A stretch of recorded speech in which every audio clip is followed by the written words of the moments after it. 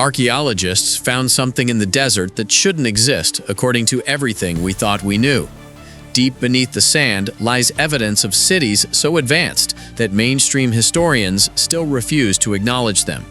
These weren't just small settlements or temporary camps scattered across ancient landscapes waiting for discovery.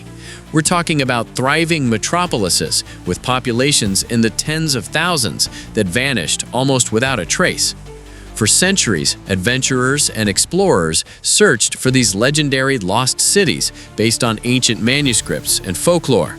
But the discoveries we're uncovering now prove that the legends were actually just watered-down memories of the truth.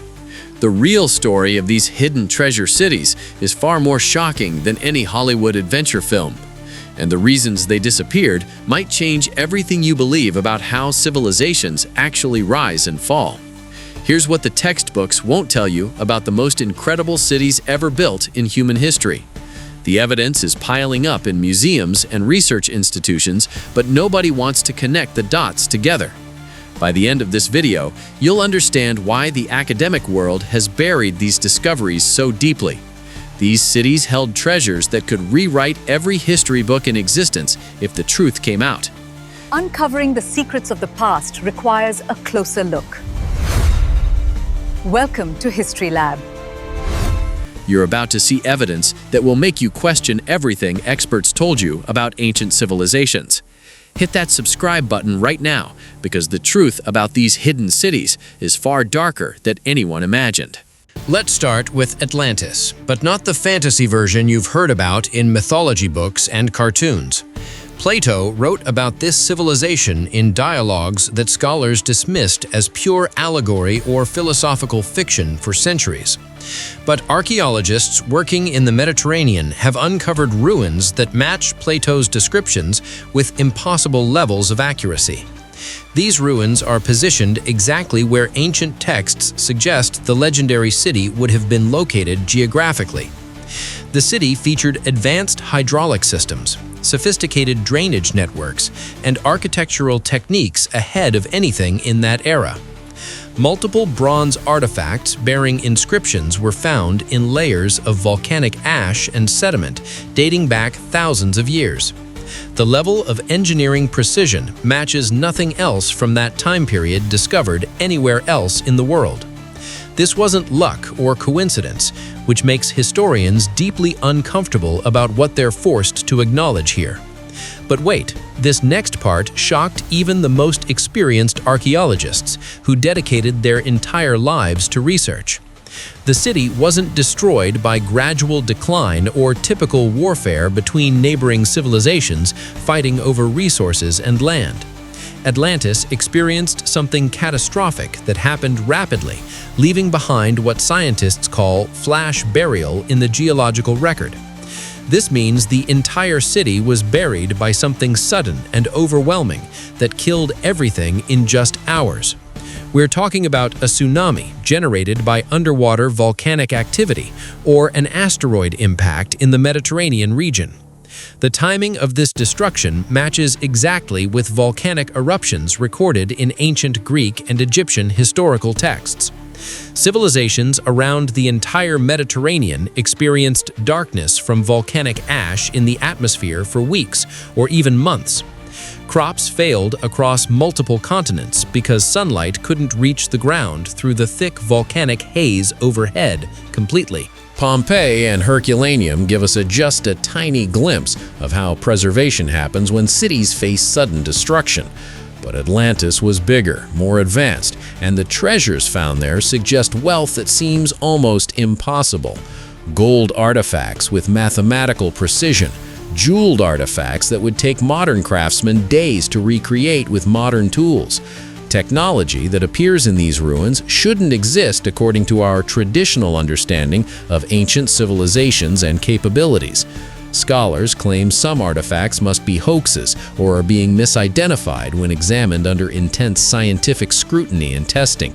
But too many pieces fit together for this to be anything other than overwhelming evidence demanding serious investigation. And here is where it gets really disturbing for those who benefit from keeping history exactly as taught. These treasures disappeared almost immediately after being discovered by modern archaeologists in the last century and a half. Some were secured in private collections by wealthy families who understood their true value and kept them hidden. Others were confiscated by governments concerned about the implications of admitting these discoveries contradicted official historical narratives completely. Museums locked away pieces in basement storage facilities, where researchers aren't allowed to examine them without special permission. This systematic suppression of evidence suggests someone powerful wanted this history to remain buried under centuries of lies. Now let's talk about Iram of the Pillars, a city mentioned in the Quran with remarkable architectural details. For centuries, everyone assumed this was purely mythological, written into ancient texts as religious allegory and spiritual metaphor.